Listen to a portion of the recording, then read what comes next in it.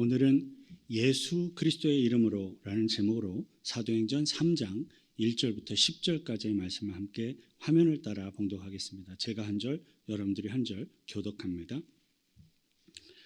제9시 기도 시간에 베드로와 요한이 성전에 올라갈새 나면서 못 걷게 된 이를 사람들이 메고 오니 이는 성전에 들어가는 사람들에게 구걸하기 위하여 날마다 미문이라는 성전 문에 두는 자라.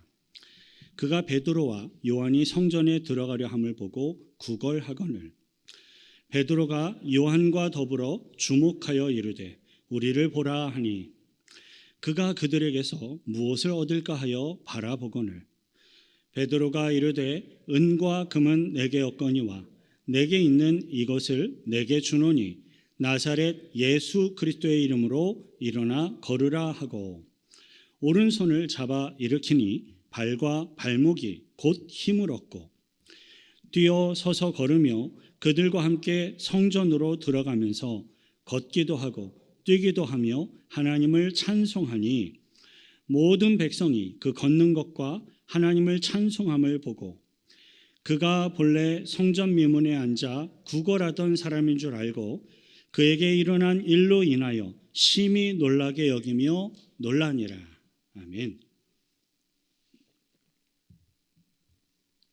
오순절날 다락방에 모여 기도하던 120여 명의 성도들에게 성령 세례가 임하신 이후에 성도들은 여러 각 나라의 언어들로 방언을 하며 하나님 나라의 일들을 선언하였고 증거하였습니다. 베드로의 설교와 함께 단 하루 만에 예수 그리스도를 믿는 성도들의 숫자가 3,000명으로 120명에서 3,000명으로 단 하루 만에 늘어났습니다. 갑자기 엄청난 숫자로 불어난 성도들 중에는 예수 그리스도를 믿는다는 이유만으로 유대 사회로부터 가족들로부터 친구들로부터 외면을 당하고 어려움에 빠지게 된 이들이 많이 있었습니다. 그런데 하나님께서는 그렇게 어려움에 처한 성도들이 당하고 있는 의식주의 문제들이 하나님의 크신 은혜와 능력으로 다 해결될 수 있도록 인도하셔서요. 교회 공동체 안에 있는 성도들의 생각과 마음에 긍휼을 부어주시고 사랑을 부어주셔서 각자 자신의 재물과 자신의 재산을 가져다가 놓고 그걸 팔아서 어려움에 처한 하나님의 백성들, 성도들이 함께 나누며 필요를 채우도록 하신 겁니다. 이 교회 공동체 안에는 이미 놀라운 하나님의 능력과 은혜로 채워져서 죄악된 사람들의 생각과 마음으로는 도무지 행할 수가 없는 정말로 놀라운 긍휼과 사랑의 기적이죠. 그 기적이 충만하게 일어나고 있었던 겁니다. 하지만 성령을 통해 부어지고 있는 하나님의 긍휼, 사랑, 은혜의 기적을 믿지 못하던 많은 이스라엘 사람들은 여전히 예수 그리스도의 십자가 복음을 부인하며 거부하고 있었습니다. 이제 하나님께서는 이스라엘의 그 어느 누구도 부인할 수가 없도록 확연하게 눈으로 보여지고 확연하게 객관적인 사실로 증명되는 초자연적인 기적을 사도들을 통하여 행하시게 됩니다. 성령 세례 이후에 나타난 그 첫 번째 초자연적인 기사와 이적을 보여주며 예수 그리스도의 복음을 증거하고 있는 것이 바로 오늘의 성경 본문입니다. 저와 여러분들은 오늘의 성경 본문을 함께 묵상하심으로써 우리들이 어떻게 성령 충만함을 사모해야 할지 또 어떻게 복음 증거의 삶을 잘 감당해야 할지를 함께 배우고 묵상하고 훈련하게 되시길 축원드립니다. 오늘날의 어떤 성도들은요. 성령 충만, 성령 세례 이런 말을 들으면 정말로 부르짖는 통성기도와 함께 열광적이고 정말로 열정적인 어떤 황홀감을 경험하는 어떤 기적을 떠올리는 경우가 참 많이 있습니다. 물론 성령 세례가 임하였던 120여 명의 성도들은 성령께서 행하시는 그 놀라운 기적을 직접 본인이 행하고 듣고 보면서 정말로 열정적이고 영적인 황홀감을 매우 분명하게 경험할 수 있었을 겁니다. 하지만 성령 충만과 성령 세례는 결코 그러한 영적인 황홀감을 경험하고 있는 상태에 머물러 있는 게 아니에요. 오늘의 성경 본문이 성령 충만함이 무엇인지를 잘 보여주게 되는지 본문 1절 다시 함께 읽습니다. 제9시 기도 시간에 베드로와 요한이 성전에 올라갈새. 방금 함께 읽은 이 1절을 보면 제9시 기도 시간에라는 표현이 있습니다. 그 당시 유대인들의 시간을 표시하는 방법으로 제9시는 오늘날의 오후 3시 정도를 이야기를 합니다. 그러니까 아침 6시부터 새벽 6시부터 1시, 2시 카운트를 해서 6시면 12시 되는 거고요. 9시면 오후 3시 되는 거예요. 사도 베드로와 요한은 오후 3시에 기도하기 위하여 성전을 향하여 가고 있었던 겁니다. 그 당시에 하나님을 향한 신앙적인 열심을 품고 있었던 유대인들은 오전 9시 그리고 정오 오후 3시에 기도하는 시간을 딱 정해놓고 하루 3번 기도하는 관습이 있었습니다. 예루살렘 성전에서 가까이에 있는 사람들은 예루살렘 성전을 찾아가서 기도를 하였고, 성전에서 멀리 떨어져 있어서 갈 수가 없는 사람들은 그 성전에 있는 방향을 향하여 기도를 하였습니다. 성경의 기록을 보면 초기 교회 공동체의 사도들과 성도들은 날마다 열심으로 모여서 기도하기를 힘쓰는 신앙생활을 하였다라고 기록하고 있습니다. 그런데 오늘의 성경 본문을 보면 사도들은 날마다 성도들과 함께 모여서 기도하기에 힘썼을 뿐만 아니라 하루 3번 개인적으로 기도하는 시간에도 동일하게 여전히 기도하였던 것을 알 수가 있습니다. 하루 3번 개인적으로 기도하는 시간에는 흥분되게 열광적으로 황홀감에 젖어 기도하는 것은 분명 아니었을 것이 확실하죠.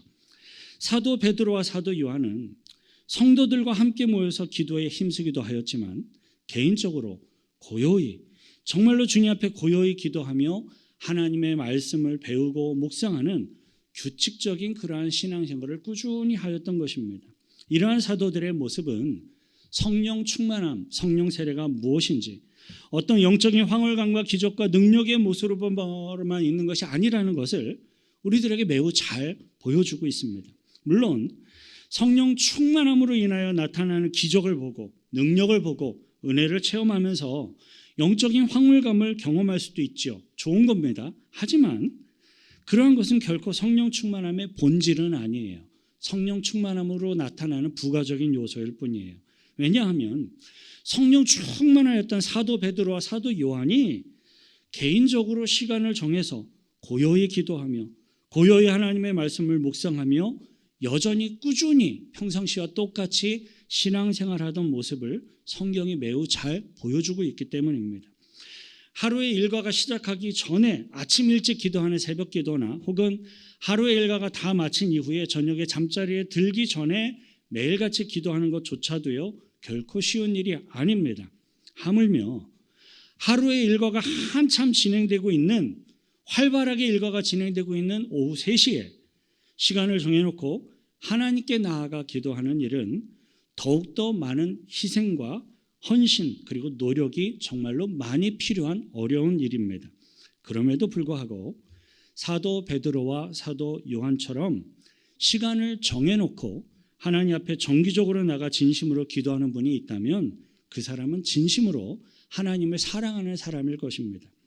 성령 세례는 사도 베드로와 사도 요한처럼 진심으로 하나님을 사랑하며 성령을 사모하는 주의 백성들에게 주어지는 허락되는 것임을 기억하시길 바랍니다. 특별히 사도 베드로와 요한은 성령 세례를 받은 이후에도 하나님을 향한 사랑, 그들의 믿음, 또 복음 사역을 위해서 기도하는 일에 정말로 열심을 다하였습니다. 왜냐하면요, 하나님의 아들 되시는 부활하신 예수 그리스도의 약속을 믿고 기도에 정말로 최선을 다하는 것만이 성령 충만함을 잃어버리지 않고 유지할 수 있는 유일한 방법이기 때문에 그래요. 그리고 기도는요, 성령님의 인도하심을 따라서 기적을 불러오기도 합니다. 성경이 증거하는 성령 세례, 성경이 보여주는 성령 세례는 기도하는 주의 백성들에게 성령님이 충만하게 임하셔서 그 성령님의 뜻에 따라 때로는 기적을 일으키시고 때로는 하나님의 선한 인도하심으로 인도하시는 예수 그리스도의 인도하심과 임재와 다스리심과 능력입니다. 본문 2절 함께 읽겠습니다. 나면서 못 걷게 된 이를 사람들이 메고오니 이는 성전에 들어가는 사람들에게 구걸하기 위하여 날마다 미문이라는 성전 문에 두는 자라. 본문 2절을 보니까 나면서 못 걷게 된 이가 소개되고 있습니다. 태어나면서부터 못 걷게 된 이 사람은 사도 베드로와 사도 요한을 만났던 사람으로서 그 당시 예루살렘 성전으로 들어가는 여러 문 중에 미문이라는 문을 통과하는 사람이라면 누구나 다 이 사람을 자주 보게 되는 실제로 존재하던 장애인이었습니다. 그는 태어나면서부터 걸을 수 있는 모든 기능이 다 망가진 채로 태어난 사람이었어요. 요즘 미국에서는 태어나면서부터 장애를 가지고 태어난다 할지라도 그래도 얼마든지 사람다운 인격적인 대우를 받으며 살아갈 수가 있습니다. 하지만 성경이 기록되고 있는 그 당시의 상황 속에서 태어나면서부터 못 걷게 된 이 사람은 말 그대로 모든 소망이 끊어진 절망을 상징하는 대표적인 불쌍한 사람이었습니다. 그 당시에 나면서부터 못 걷게 된 이 사람은 스스로의 힘으로는 결코 원하는 곳을 갈 수가 없는, 다른 누군가의 도움을 받아야만 내가 갈 수가 있고 다른 누군가의 도움을 받아야만 나의 생명을 유지할 수가 있는, 구원받을 수가 있는 그러한 사람이었습니다. 이러한 모습은요, 다른 한편으로는 인간의 본질적인 죄성과 절망, 죽음을 상징하는 것이기도 합니다. 우리 모든 인간들은요, 태어나면서부터 죄 가운데 태어나요. 보여지는 것은 전혀 그렇게 안 느껴지지만 그 중심 내부의 영혼 가운데 들어가 보면 태어나면서부터 죄 가운데 태어납니다. 때문에 우리 인간 안에는 구원이 없어요. 우리 인간 스스로는 구원받을 수가 없어요. 우리 인간이 구원받길 원한다면 그것은 절대적으로 인간의 바깥으로부터 그 구원이 와야만 우리들이 구원을 받을 수 있습니다. 본문 2절에서 미문이라는 곳을 좀 생각해 볼 텐데요. 미문은 예루살렘의 이방인의 뜰과 여인들의 뜰을 이렇게 커넥하는, 연결하는 문으로서 그 당시 성전으로 예배하러 오는 사람들이 가장 많이 드나드는 문이었다고 합니다. 사람의 왕래가 가장 많은 문 중에 탑으로 꼽히는 문이 미문이라는 곳이었다라는 거예요. 나면서 못 걷게 된 이 사람들에게 그 사람이 사람들에게 구걸하기 위하여서 성전 미문에 매일같이 이렇게 놓여졌어요. 그 사람이 스스로 걸을 수 없으니까 누군가가 업어다가 들어다가 이렇게 놓고 가는 거죠. 본래 성전은 하나님을 예배하기 위하여 찾아오는 것이죠. 그리고 하나님을 예배하는 곳이어야만 합니다. 그런데 본문 2절에 기록된 나면서 못 걷게 된 이 사람은 하나님의 성전까지 나오기는 하였지만 하나님을 예배하지는 못하고 사람들에게 구걸하기 위하여서 성전 문에만 머물러 있는 사람이었습니다. 본문 3절 함께 있습니다. 그가 베드로와 요한이 성전에 들어가려 함을 보고 구걸하거늘. 나면서부터 못 걷게 된 이 사람은 베드로와 요한을 만나서 구걸하였습니다. 그가 요구한 것은 영원한 생명도 아니고 구원이 아니었습니다. 그가 갖고 있었던 유일한 관심은 영원한 천국 영생이 아니라 자신의 이 배고픔을 채울 수 있는 금과 은, 즉 돈이었습니다. 오늘날에도요, 교회에 나오는 사람들 중에는 본문 2절에 기록된 나면서 못 걷게 된 이와 같은 사람들이 간혹 있습니다. 교회 건물 예배당에 나와 앉아있기는 할지라도 그의 관심과 목적이 영원한 생명과 구원에 있는 것이 아니라 그의 관심과 목적이 사람들과의 관계, 소셜에 있거나 혹은 비즈니스적인 관심과 목적이 있는 사람들이 간혹 있습니다. 물론 세상의 죄악의 자리에 나가 앉아있는 것보다는 교회에 나와 앉아있는 게 훨씬 잘하는 거 맞습니다. 잘하셨습니다. 우리는 그렇게 해야 합니다. 그런데 아예 믿음에 관심을 갖지 않고 믿음을 구하지도 찾지도 못한다면 이건 좀 생각을 해봐야 돼요. 물론 당장의 믿음이 없어서 믿지를 못하니까 믿음을 구해야죠. 찾아야죠. 근데 믿음이 없어서 믿음을 구하고 찾으려는 사람과 아예 믿음이 없는데 아예 믿음에 관심도 없어서 찾으려고도 안 하는 사람은 완전히 다른 겁니다. 그런 사람은 마치 오늘 본문에 나오는 성전 미문에 앉아서 오직 돈에만 관심을 갖고 구걸을 하고 있는 나면서부터 못 걷게 된 이 사람과 별반 다르지가 않은 겁니다. 하나님의 은혜를 잊길 원한다면요, 최소한 나의 시선과 나의 관심만큼은 하나님께로 좀 둬야 돼요. 그래야 주님이 만나 주실 수 있습니다. 본문 4절 함께 읽습니다. 베드로가 요한과 더불어 주목하여 이르되 우리를 보라 하니. 본문 4절을 보면 사도 베드로와 사도 요한은 자신들에게 구걸하고 있는 그 안증뱅이 거린을 향하여서 우리를 보라라고 또 이렇게 정색을 하며 요구를 하고 있습니다. 그런데 여러분, 이 안증뱅이 거린은 이미 사도 베드로와 사도 요한을 보고 구걸을 하고 있는 중이에요. 이미 봤어요. 그리고 보고 있어요. 그러면서 구걸을 하고 있는 겁니다. 그럼에도 불구하고 사도 베드로와 요한이 다시금 그 안증뱅이 거린을 향하여서 새삼스럽게 우리를 보라라고 요구를 또다시 하고 있는 이유는 무엇입니까? 여기에는 영적인 의미가 있습니다. 베드로와 요한을 돈벌이의 대상인 구걸의 대상으로 이렇게 보지를 말고 예수 그리스도를 통하여서 구원의 축복과 은혜를 누리고 있는 사도 베드로와 사도 요한으로 쳐다보라라는 겁니다. 사람이 이렇게 아이 컨택하는 거 굉장히 중요한데요. 이렇게 눈을 바라보지도 않고 그 사람에게 마음도 없고 관심도 없고 듣고자 하는 귀도 아예 닫고 있는 사람에게는 중요한 메시지를 전달할 수가 아예 없습니다. 아예 불가능합니다. 사도 베드로와 사도 요한이 이 안진뱅이 거린을 축복하기 위해서는 최소한 그 사람이 사도들의 시선이라도 보고 사도들의 이야기를 들을 수 있는 귀를 열어두어야 비로소 사도들이 그 사람에게 축복의 말씀을 전하며 축복할 수가 있는 거예요. 이건 영적으로도 역시 마찬가지입니다. 아무리 하나님의 성전인 예배당에 나와 앉아있다 할지라도 나의 생각, 나의 마음의 문을 닫아놓고 세상의 것들에만 관심과 시선을 두고 있는 사람이라면 하나님의 말씀이 아무리 선포되어도 들릴 수가 없습니다. 들리지가 않습니다. 최소한 자신의 생각, 자신의 마음의 문을 좀 열어놓고 조금이라도 열어놓고 들을 수 있는 귀를 열어놓고 하나님을 향하여서 시선을 맞추는 사람에게, 관심을 두는 사람에게 구원과 영생의 길로 인도하며 축복하시는 하나님의 말씀이 들릴 수가 있는 거예요. 그 안증뱅이 거리는 돈이 되는 걸 좀 얻을 수 있을까 하는 마음으로 아마 사도 베드로와 요한을 봤을 거예요. 어쨌든 다른 마음을 품었더라도 그 안증뱅이 거린의 시선이 이제 베드로와 요한을 향하여 마주치고 집중을 합니다. 5절 함께 읽습니다. 그가 그들에게서 무엇을 얻을까 하여 바라보거늘. 비록 그 안증뱅이 거린은 전혀 다른 목적, 전혀 다른 동기로 사도들을 바라보았습니다. 하지만 최소한 사도들의 생각과 마음과 메시지가 전달될 수 있도록 시선이 서로 맞추어지게 되었습니다. 그리고 최소한 그 안증뱅이 거린이 사도들과 시선을 맞추며 사도들의 의도를 확인하고자 하게 될 때, 바라보게 되었을 때 그것은 그 안증뱅이 거린에게 가장 큰 축복과 구원의 기회가 되었습니다. 6절 함께 읽습니다. 베드로가 이르되 은과 금은 내게 없거니와 내게 있는 이것을 내게 주노니 나사렛 예수 그리스도의 이름으로 일어나 걸으라 하고.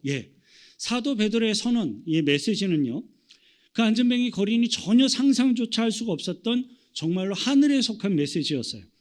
사도 베드로의 첫 번째 메시지는 은과 금은 내게 없거니와입니다. 사실 우리들이 살아가고 있는 이 세상은요, 은과 금을 위한 이야기들과 동기와 목적으로 가득 채워진 것이라고 해도 전혀 과장된 표현이 아닐 것 같습니다. 세상의 직장에 나갔는데 은과 금에 대한 이야기를 다 빼면 할 얘기 없어요. 세상에서는 그게 목적이거든요. 이 세상에 굉장히 많은 요소가 은과 금에 대한 이야기를 다 빼버리고 나면 별로 할 얘기가 없어질 겁니다. 정말로 그 세상은 은과 금으로 가득 찬 세상이라고 표현해도 과언이 아니에요. 하지만 예수 그리스도의 핏값으로 세우신 이 거룩한 교회 공동체는요, 은과 금에 대한 이야기를 하는 것이 아닙니다. 전혀 아닙니다. 물론 그렇다고 해서 거룩한 교회 공동체는 은도 필요 없고 금도 필요 없다라고 말하는 게 절대 아니에요. 초대 교회 공동체가 혹독한 핍박을 받고 박해를 받으면서 그것을 견뎌내기까지는 사실은 굉장히 많은 돈이 초대 교회 공동체에 필요했습니다. 그리고 사도 바울이 3차례에 걸쳐서 선교 여행을 하는 이 과정 중에서도 수많은 성도들과 교회 공동체의 많은 재정적인 지원과 후원이 정말로 반드시 필요하였고 실제로 굉장히 많은 재정이 소요되었습니다. 그 당시 초기 교회 공동체는 비록 거대한 부와 돈은 아닐지라도 성도들의 진실된 헌금으로 드려진 꽤 많은 금액의 부와 돈을 초대교회 공동체는 소유하고 있었습니다. 하지만 그 부와 돈은 결코 사도들의 것도 아니었고요. 사도들의 권세와 힘의 근원이 되는 것은 더더욱 아니었습니다. 사도들에게는 이 세상에 속한 것이 아니라 하늘에 속한 것이 사도들에게 있었는데 그것이 바로 사도 베드로의 두 번째 메시지였습니다. 사도 베드로의 두 번째 메시지는 내게 있는 이것을 내게 주노니라는 것이었습니다. 사도 베드로와 요한에게는요, 내게 있는 이것을 내게 주노니라고 당당하게 선언할 수 있는 하늘에 속한 영적인 권세와 구원의 축복이 그들에게 분명하게 있었습니다.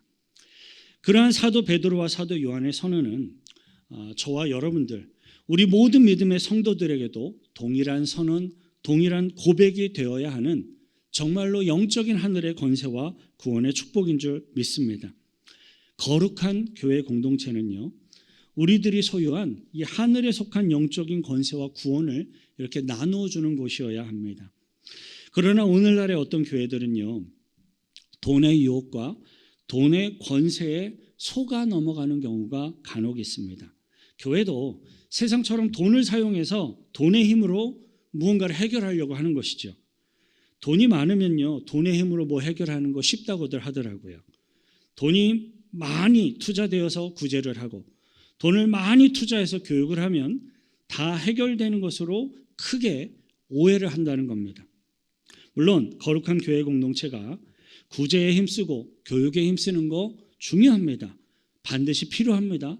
굉장히 필요하고 중요한 일임이 분명합니다. 하지만 거룩한 교회 공동체는 구제를 행할 때, 교육을 행할 때, 선교를 행할 때 돈의 힘으로 행하는 것이 아니라 돈을 사용을 하더라도 하늘의 영적인 권세와 구원의 축복으로 그 일들을 행해야 합니다.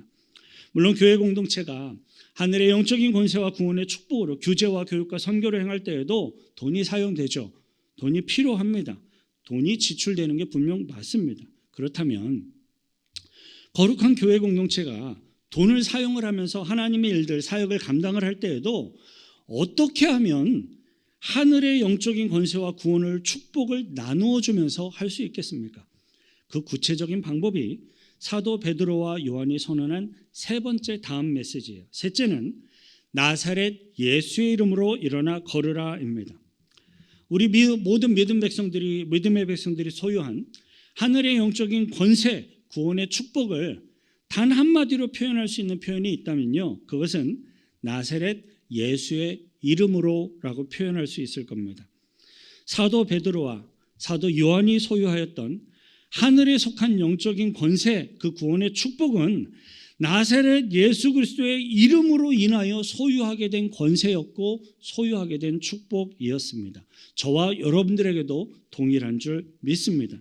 사도행전 4장 12절 함께 읽겠습니다. 다른 이로서는 구원을 받을 수 없나니 천하 사람 중에 구원을 받을 만한 다른 이름을 우리에게 주신 일이 없음이라 하였더라. 나사렛 예수 그리스도의 이름 외에는 다른 이름으로는 구원의 축복을 받을 수 있는 영생의 길이 전혀 없습니다. 모든 인간들의 죄악을 담당하는 대속도, 죽음을 정복한 부활의 능력도 오직 나사렛 예수 그리스도의 이름으로 성취되어진 것이고 저와 여러분들에게 허락된 것임을 믿으시길 바랍니다. 성령 충만함으로 선포되며 증거되는 이 믿음의 고백에는요, 하늘에 속한 영적인 권세와 구원의 축복이 실질적으로 그리고 영원히 함께 하십니다. 본문 7절 함께 읽겠습니다. 오른손을 잡아 일으키니 발과 발목이 곧 힘을 얻고. 아멘. 나사렛 예수의 이름으로 성령의 능력이 나타나게 됐는데 성경은 이 성령의 기사와 이적에 대해 기록하기를 발과 발목이 곧 힘을 얻고라고 아주 분명하게 증거하고 있음을 기억하길 바랍니다. 성령께서 성령 충만한 그의 백성들을 통해서 사용하셔서 행하시는 어떤 성령의 다양한 기사와 이적과 치유가 있다면 그러한 성령의 기사와 이적과 치유는요, 항상 매우 분명하고 명확하고 확실합니다. 이거 나은 것 같기도 하고 안 나은 것 같기도 하고 그거 성령이 역사하신 거 아니에요. 구원받은 것 같기도 하고 아닌 것 같기도 하고 성령이 역사하신 거 아니에요. 혼자 고민하고 있는 것 뿐이에요. 안 움직이던 환자가 잠깐 조금 움직였습니까? 그 사람의 의지로 잠깐 움직인 것 뿐이에요. 성령께서 역사하시면 분명하게 낫거나 분명하게 낫지 않거나 반응이 없거나 둘 중에 하나로 매우 분명합니다. 물론 성령께서 완벽하게 치료하지 않고 중간쯤 치료하게 만드실 수도 있겠죠.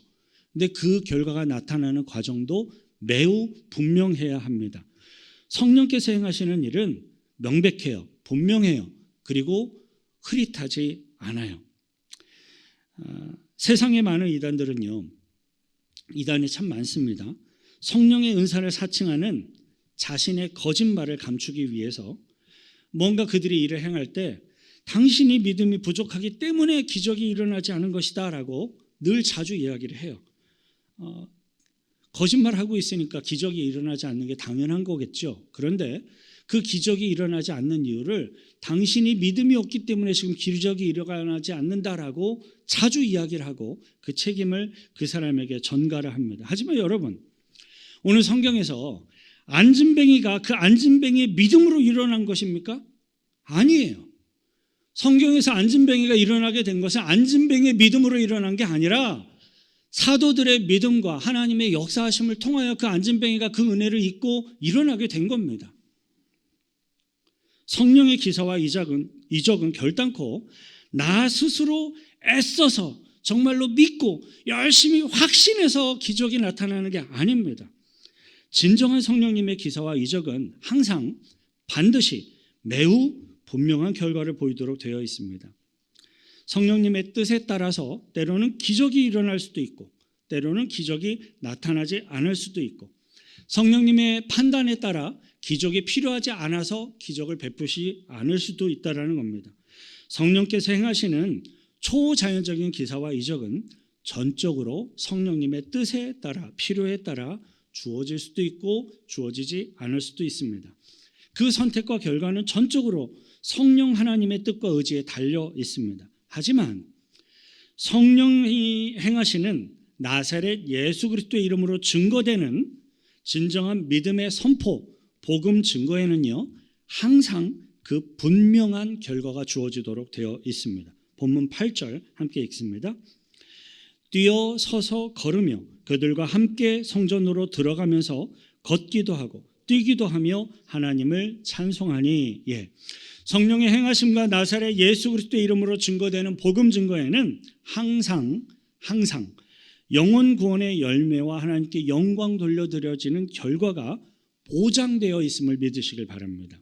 제가 보장되어 있다고 말씀을 드렸어요. 자, 그렇다면 우리들이, 저와 여러분들이 진정한 믿음으로 복음을 전하며 전도를 했는데도 구원의 열매가 당장에 맺어지지도 않고 그 사람이 구원받을 것처럼 보여지지도 않고 있는 상황들이 우리들의 눈에 보여질 수 있죠. 경험되어집니다. 그렇다면 그것은 왜 그렇습니까?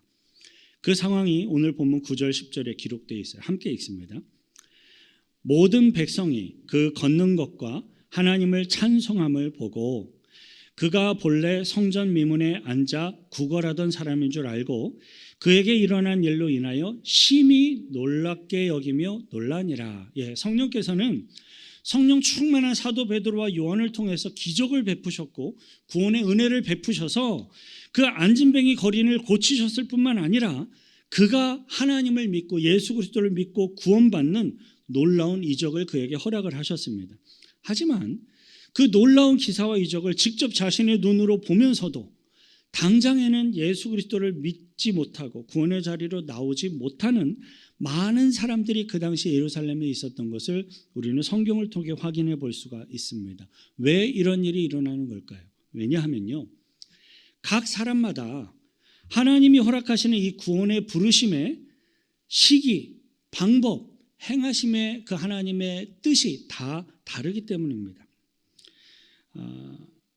그럼에도 불구하고 나면서부터 걷지 못하던 이 거린을 사도 베드로와 사도 요한을 통해 기적을 베푸시고 그를 고치시고 또 그가 구원받도록 구원의 길로 영생의 길로 이렇게 인도하신 이 사건은 결국엔 시간이 흘러가면서 수많은 이들을 구원의 길로 인도하게 됩니다. 우리 믿음의 백성들이요, 성령 세례를 받아야 하는 이유, 성령의 충만함을 받고 성령의 인도하심을 따라서 복음 증거의 사명 가운데 쓰임받아야 할 중요한 이유도 바로 여기에 있습니다. 복음의 구원의 열매는요, 그리고 그 때와 시기는요, 전적으로 하나님께 달려 있습니다. 그런데 그 복음을 성령님의 인도하심을 따라 증거해야 될 사람, 전파해야 될 책임은 저와 여러분들에게 있는 거예요. 증거되지 않았는데 어떻게 열매를 맺겠습니까? 언제 구원받을지, 어떻게 구원받을지는 그건 하나님의 몫이에요. 그러나 저와 여러분들을 통하여 증거되어야 하는 이 과정은, 그 책임은 우리들에게 달려 있습니다. 사랑하는 성도 여러분, 저와 여러분들은 다락방에 모여 기도했던 이 120여 명의 성도들처럼, 그리고 사도들처럼 열심으로 기도에 힘쓰시고 성령을 사모하심으로써 모두가 다 성령 충만해지시기를 바랍니다. 남에서부터 걷지 못했던 이 안진뱅이를 고치고 구원하셨던 그 성령님은요, 지금도 동일하세요. 지금도 우리 성도들 가운데 동일하게 살아계셔서 동일하게 역사하시는 하나님이심을 믿습니다. 그런데 이 성령 충만함의 은혜는요, 저절로 주어지지 않습니다. 예수 믿고 구원받았습니까? 그러면 저절로 성령 충만합니까? 아니요, 그렇지 않아요. 예수 믿고 구원받았어도 성령을 사모하며 간절히 기도하지 않는 자에게 충만함으로 임하지 않습니다. 그런 사람에게 성령 세례로 임하시지 않습니다. 성령 세례를 받았던 초대의 교회의 성도들 그리고 사도들은 날마다 모이기에 힘써서 오로지 기도에 힘썼고요. 그리고 평시에도 그들의 개인적인 기도의 시간을 가지고 꾸준히 열심히 부단히 기도하는 사람들이었습니다. 혹시 우리들 가운데 나는요, 수시로 기도하고 무시로 기도하는 삶을 살고 있으니까 그렇게 따로 기도하지 않아도 됩니다라고 생각하는 사람이 정말로 없기를 바랍니다. 그것은요, 지극히 영적으로 교만한 생각일 뿐이에요. 능력의 사도 베드로 보십시오. 능력의 요한을 보십시오. 그 사도들도 매일같이 일부러 기도하는 성전을 찾아가서 자신의 고유한 기도의 시간을 확보했고 그 시간 속에 하나님의 말씀을 묵상하며 기도했습니다. 그들은 수시로 무시로 기도하는 거 할 줄 몰랐겠습니까? 그래도 그들은 기도의 장소를 정해서 찾으러 갔고 그곳에서 동일하게 기도하며 말씀을 묵상하며 끊임없이 주님 앞에 간구했습니다. 왜 그랬을까요? 그렇게 해야만 성령 충만함을 유지할 수 있거든요. 한번 성령 세례를 받았다고 성령 충만함이 계속 갑니까? 그렇지 않아요. 성령의 충만함을 받았고 경험을 했어도 세상의 생각과 마음으로 돌아가 죄를 짓기 시작하면요, 순식간에 성령의 은사와 능력들은 다 사라집니다. 다 거두어 버리십니다. 성령님의 행하심이 세상에 거룩하지 못한 것들로 인하여 더럽혀지지 않도록 성령께서는 스스로 보호하세요. 우리들이 성령의 충만함을 사모하고 또 끊임없이 그 성령 충만함을 유지하며 하기 위해서 기도해야 될 이유가 여기에 있습니다. 저와 여러분들은 성전에 모여서 이렇게 함께 기도할 뿐만 아니라 각 개인의 기도 시간을 따로 구별하셔서 성령을 사모하시고 말씀을 묵상하시고 복음을 증거하는 삶을 살아갈 수 있기를 축원드립니다. 이 시간 같이 함께 기도하실 텐데, 하나님, 성령 충만했던 이 성도들의 그 성령을 사모합니다. 동일하신 성령님이 지금도 살아계심을 믿습니다. 저에게도 동일하신 성령께서 충만히 찾아와 주시고 임하여 주셔서 저를 통하여 예수 그리스도의 복음이 증거될 수 있게 하시고 저를 통하여 하나님의 일들을 이루어 가시며 주님 영광 거두어 달라고 같이 기도하십시다. 찾아와 달라고, 성령 세례로 임하여 달라고, 그리고 성령님과 동행할 수 있게 해달라고 같이 함께 기도하겠습니다. 거룩하신 그 주 하나님 아버지, 감사와 찬송과 찬양을 드립니다. 하나님, 그토록 매일같이 모여서 오로지 기도에 힘썼던 교회 공동체가 그 기도뿐만 아니라 각자의 삶의 자리로 돌아가 평상시에 고요한 중에도 자신의 개인적인 기도의 자리를 확보하고 기도의 시간을 구별하고 끊임없이 부단히 기도하며 말씀을 묵상하고 하나님의 뜻을 간구하였던 이 초대교회 성도들과 사도들의 간절한 기도의 모습들을 오늘 확인하며 배웠습니다. 그리고 그렇게 기도하는 이들과 함께 하셨던 성령의 충만함의 능력과 권세와 구원하심을 성경을 통하여 확인합니다. 주님, 우리들이 속한 우리들의 믿음의 공동체도 그렇게 기도에 열심히 오로지 기도에 힘쓰길 원하고 그러한 성령을 사모함을 통하여 주님 앞에 나아가기를 원하고 성령께서 임하심으로 우리 각 성도들의 입술을 통하여 예수 그리스도의 복음이 하늘의 권세와 능력 가운데 증거되게 하시고 열매를 거두게 하실 것을 믿사옵고 구하오니 임하여 주시고 사용하여 주시고 주님 영광 거두어 주옵소서. 하나님 아버지, 아무리 성령 충만하여서 성령의 능력 가운데 쓰임받았던 능력의 사도들이라 할지라도 그들의 삶 가운데 구별된 기도의 훈련이 필요하였던 것을 오늘 말씀을 통하여 확인하며 배웠습니다. 예수님의 말씀에 따라 순종하였던, 그래서 기도하였던 이 믿음의 선배들을 본받게 하시고 그들과 함께 역사하셨던 성령께서 지금 우리들 가운데에도 동일하게 충만하게 역사하여 주옵소서. 나사렛 예수 그리스도의 이름으로 복음을 증거하고 성령의 권세와 능력 가운데 풍성한 구원의 열매를 맺도록 우리들을 사용하시고 하나님 홀로 영광받아 주옵소서. 우리를 구원하신 예수 그리스도의 이름으로 기도하옵나이다. 나사렛 예수 그리스도의 이름 앞에 큰 영광의 박수 올려드리겠습니다.